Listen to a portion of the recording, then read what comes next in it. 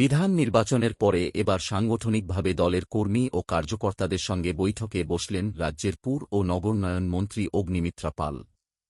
সোমবার বার্নপুরের ভারতী ভবনে নিজের বিধানসভা আসানসোল দক্ষিণের মণ্ডল স্তরের নেতা ও কর্মীদের নিয়ে বৈঠক করেন অগ্নিমিত্রা পাল। সেই বৈঠকে মূল আলোচনার বিষয় ছিল সাধারণ মানুষের সমস্যা, সরকারি পরিষেবা এবং দলের কর্মীদের দায়িত্ব। বৈঠক প্রসঙ্গে অগ্নিমিত্রা পাল বলেন, নির্বাচনের পরে বিভিন্ন দায়িত্বে থাকা কর্মীদের সঙ্গে সেভাবে সাংগঠনিক বৈঠক করা সম্ভব হয়নি। তাই এবার প্রত্যেক কর্মীর দায়িত্ব, এলাকার সমস্যা এবং সরকারি পরিষেবা সাধারণ মানুষের কাছে পৌঁছে দেওয়ার বিষয়টি নিয়ে বিস্তারিত আলোচনা করা হচ্ছে। কর্মীদের বাড়ি বাড়ি গিয়ে মানুষের সমস্যার কথা শোনার নির্দেশ দেন মন্ত্রী। অন্নপূর্ণা প্রকল্পের সুবিধা কে পেয়েছেন, কে পাননি, কোথায় পানীয় জলের সমস্যা, রাস্তা, পথবাতি কিংবা ড্রেনেজের সমস্যা রয়েছে, সবকিছু চিহ্নিত করে প্রশাসনের নজরে আনার নির্দেশ দেন তিনি। স্বাস্থ্যকেন্দ্র, প্রাথমিক স্কুলসহ বিভিন্ন সরকারি পরিষেবা নিয়ে সমস্যা থাকলেও তা সংশ্লিষ্ট দপ্তরের কাছে পৌঁছে দিতে বলেন। বৈঠকে জল, আবর্জনা, ড্রেনেজ ও রাস্তার সমস্যা নিয়েও আলোচনা হয়। সাধারণ মানুষের সঙ্গে যোগাযোগ আরও মজবুত করতে হাসপাতাল, থানা এবং জরুরি পরিষেবার জন্য নির্দিষ্ট প্রতিনিধিদের ফোন নম্বর বাড়ি বাড়ি পৌঁছে দেওয়ার কথাও জানান অগ্নিমিত্রা পাল। তবে দলের এই বৈঠকে সবচেয়ে কড়া বার্তা আসে তোলাবাজি ও বেআইনি কাজ নিয়ে। মন্ত্রী স্পষ্ট বলেন, দলের কোনো কর্মী তোলাবাজি বা বেআইনি কাজে জড়িয়ে পড়লে আমি কোনভাবে বাঁচাতে পারব না। অভিযোগের সত্যতা প্রমাণিত হলে দল থেকে বহিষ্কারের মতো কঠোর পদক্ষেপও করা হতে পারে বলে সতর্ক করেন তিনি। পাশাপাশি বেআইনি নির্মাণ, জলাজমি বা জলাশয় ভরাট, বেআইনি লজ হোটেল, ফায়ার লাইসেন্স ছাড়া ব্যবসা এবং বেআইনি গোডাউনের মতো বিষয়ে প্রশাসনের নজরে আনার নির্দেশ দেন। বিশেষ করে যে সমস্ত এলাকায় অ্যাম্বুলেন্স বা দমকল ঢুকতে পারে না, সেই জায়গাগুলির তথ্য প্রশাসনকে জানানোর জন্য সাধারণ মানুষের কাছেও আবেদন করেন তিনি। অগ্নিমিত্রা পালের বার্তা, সরকার, দলীয় কর্মী এবং সাধারণ মানুষ, এই তিন পক্ষকে সমন্বয় করে কাজ করতে হবে। তবেই এলাকার সমস্যা দ্রুত চিহ্নিত করে তার সমাধানের পথে এগোনো সম্ভব।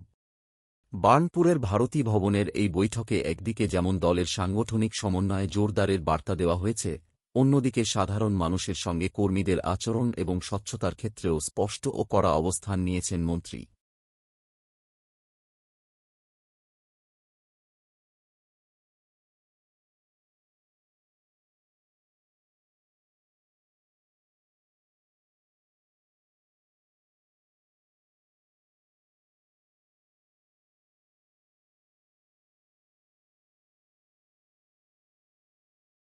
দলীয় বৈঠক আপনি করলেন সমস্ত কর্মীদের সঙ্গে মন্ডল ওয়ানের, কি বার্তা দিলেন? না, ইলেকশনের পরে তো সেইভাবে কার্যকর্তাদের সাথে বসা হয়নি। তো সমস্ত কার্যকর্তা যে যে দায়িত্বেই থাকুক না কেন, যত বড়ই দায়িত্ব হোক বা যত ছোটই দায়িত্ব হোক, তাদের সাথে বসে আমাদের কি কি করণীয়, সরকার এসছে, দায়িত্ব অনেক বেড়ে গেছে, বাড়ি বাড়ি যাওয়া, কারা কারা অন্নপূর্ণা পেয়েছে বা কেন পাইনি সেটা দেখা। আমরা আমার দপ্তর থেকে বাড়ি বানিয়ে দেবো, যদি জমি থাকে তাহলে সেই বাড়ি পাওয়ার যোগ্য কারা, কারা জল পাচ্ছে না, কোথায় ইলেকট্রিক ক্রিমেটোরিয়াল লাগবে, কোথায় রাস্তার পাশে লাইট নেই, এই সমস্ত বিষয়গুলো, কোথায় হেলথ সেন্টার ঠিক মতো চলছে না, কোথায় প্রাইমারি স্কুল, যদিও বা স্কুল আমার আন্ডারে নয়, হেলথ আমার আন্ডারে নয়, কিন্তু আমার এরিয়ার মধ্যে যদি সমস্যা হয় সেগুলো অবশ্যই দেখতে হবে। তো এই বিষয়গুলো দেখা এবং তাদের যে সমস্যা সেই সমস্যার কথাগুলো শোনা, এটা আজকে মন্ডল 1 হলো এবং আবার সেকেন্ড হাফে মন্ডল 2 আছে। মূলত কি সমস্যা এখনো পর্যন্ত রয়েছে যেটা আপনি মেটাতে চলেছেন? অনেকগুলো সমস্যা, জলের সমস্যা রয়েছে, আমরা তো সবে 110 দিন হলো এসেছি। জলের সমস্যা রয়েছে, নোংরা পড়ে রয়েছে, নোংরা এখনো হয়নি, ড্রেন রয়েছে, ড্রেন ক্লিয়ার হচ্ছে না, রাস্তার কোনো কোনো সমস্যা, সেটা অলরেডি জমা দিয়ে দেওয়া হয়েছে। বেসিক্যালি এই সমস্যায় সাংগঠনিক কিছু প্রবলেম রয়েছে, কমিউনিকেশনের কিছু প্রবলেম রয়েছে, সেগুলো জানানো। কেউ যদি অসুবিধায় পড়ে, সবসময় তো আমাকে ফোনে পাওয়াটা সম্ভব নয়, তো ফোনটা সাইলেন্স করো। তো সেটা আমরা রিপ্রেজেন্টেটিভ বানিয়ে দিয়েছি 6-8 মাসের জন্য, যারা 24 ঘন্টা ফোন খোলা রাখবে, সেটা আমি নির্দেশ দিয়ে দিয়েছি। কারণ বিপদ তো রাত্রেও আসতে পারে, রাত্রে তোমায় ফোন করলো তোমার ফোন সুইচ অফ, সেটা তো চলতে পারে না।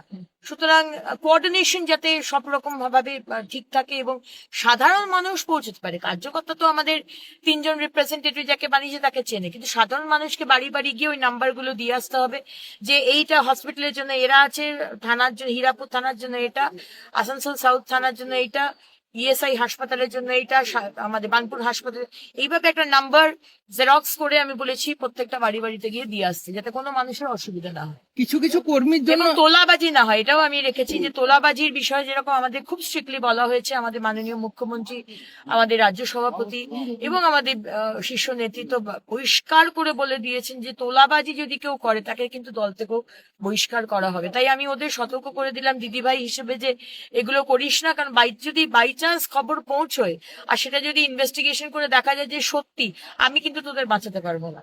সুতরাং এটা কিন্তু অনেক দায়িত্ব নিয়ে নিজেকে মানে পা ফেলবি, কারণ কি সবাই কিন্তু দেখছে, মনিটর করছে নতুন সরকারকে।